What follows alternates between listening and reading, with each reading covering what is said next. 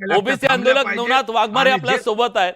नवनाथजी, आता ज्या प्रकारचं आरक्षण मागितलं जात आहे, ओबीसी मधून आरक्षण द्या ही थेट मागणी आहे. तुमचा नेमका आक्षेप काय आहे?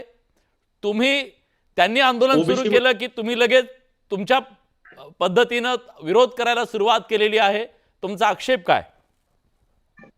यापूर्वी कुठल्याही सरकारनं जे मराठा समाजाला आरक्षण दिलं नव्हतं ते या राज्य सरकारनं 10% ईडब्ल्यूएस मधून आरक्षण दिलेलं आहे. आणि खरं तर आजपर्यंत मराठा समाज म्हणत आलाय की आम्हाला शिक्षणात आणि नोकरीमध्ये आरक्षण हवंय, आणि शिक्षणात आणि नोकरीमध्ये 10% आरक्षण दिलेलं असताना ओबीसीचं स्थानिक स्वराज्य संस्थेचं अस्तित्व संपवण्यासाठी हा डाव आहे, बाकी काही नाही. आता ईडब्ल्यूएस दिलं त्याच्यात समाधान मानलं पाहिजे. आज मराठा महासंघाच्या वतीनं अनेक नेत्यांनी त्यांच्याच आमदाराकडे मागणी केली होती की ईडब्ल्यूएस एससीबीसी साठी समिती नेमा, उपसमिती. आता 2 दिवसापूर्वीच राज्य सरकारनं उपसमिती नेमल्याच्या नंतर सुद्धा जरांगे पाटील जर म्हणत असतील की हे आम्हाला मान्य नाही आणि आम्हाला ओबीसीतूनच पाहिजे आणि आम्ही ओबीसीतूनच घेऊ, हे अतिशय चुकीचं आहे. एखाद्या गावामध्ये जर न्हावी समाजाचा, सुतार समाजाचा, सोनार समाजाचा, लोहार समाजाचा, कुंभार समाजाचा, परीट समाजाचा अशा मायक्रो ओबीसी मधील जर सरपंच होत असेल तर या सरपंच येणाऱ्या काळात तुम्हाला सरपंच दिसणार नाही, कारण की प्रतिनिधित्व मिळवण्यासाठी आरक्षण असतं की कोणाचा हिसकून घेण्यासाठी आरक्षण नसतं.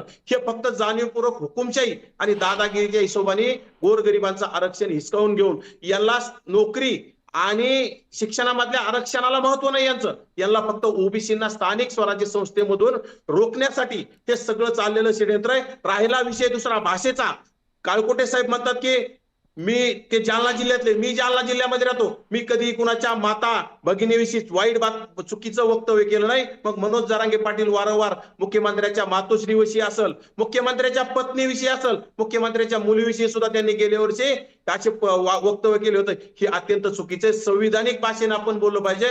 आंदोलन सुद्धा संविधानिक भाषेने असलं पाहिजे. एकमेकाचा आदर करून आपण मागण्या मागितल्या पाहिजे असं माझं मत आहे. ठीक आहे, पण ऐन गणेशोत्सवामध्ये हे आंदोलन केलं जात आहे, तुम्हाला काय वाटतं या आंदोलनाच्या टायमिंगच्या बद्दल? हे टायमिंग योग्य आहे का योग्य आहे? ज्या प्रकारे बीड जाळलंय त्याच प्रकारे आता हा मुंबई जाळण्याचा, मुंबई वेठीस धरण्याचा हा प्रकारे, बाकी काही नाही. मुंबईला वेठीस धरायचं आणि वेठीस धरल्याच्या नंतर सरकार झुकल आपल्या समोर, आणि सरकार झुकल्यावर आपल्याला जे आरक्षण देता येत नाही ते आरक्षण आपल्या पदरात पडल अशी अपेक्षा आहे, बाकी काही नाही. आणि गोरगरीब मराठ्यांना फसवण्याचं काम सुरू आहे, बाकी कुठलं नाही. ज्या शरद पवारांनी आज यांना समोर घातलंय त्या शरद पवारांनी यांना आरक्षण कधी दिलं नाही.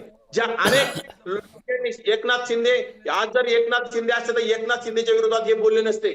एका छोट्या समाजातला राज्याचा मुख्यमंत्री म्हणून खरं तर शरद पवारांसारख्या, एकनाथ शिंदे सारख्या लोकांच्या बुडाला आग लागलेली आहे, आणि त्यांनी हे सगळं जरांगेच्या खांद्यावर बंदूक ठेवून हे सगळं चाललेलं आंदोलन आहे, बाकी काही नाही. देवेंद्र फडणवीस मुख्यमंत्री झाले म्हणून हे जाती द्वेष निर्माण करण्यासाठी देवेंद्र फडणवीसांना वेठीस धरायचं, ओबीसींना वेठीस धरायचं, बाकी काही नाही. जर या एकनाथ शिंदे मुख्यमंत्री असते तर मनोज जरांगे मुख्यमंत्र्यावर कधी बोलले नसते. गेल्या वेळेस मुख्यमंत्री एकनाथ शिंदे होते, त्यावेळेस मुख्यमंत्री असताना त्यांनी आंदोलन केलं होतं, वापरली नाही. त्यावेळी सुद्धा देवेंद्र फडणवीसांवर आरोप करण्यात आले, आणि आजही मुख्यमंत्री देवेंद्र फडणवीसांवर आरोप करण्यात येते. त्यांनी एकनाथ शिंदे योगेश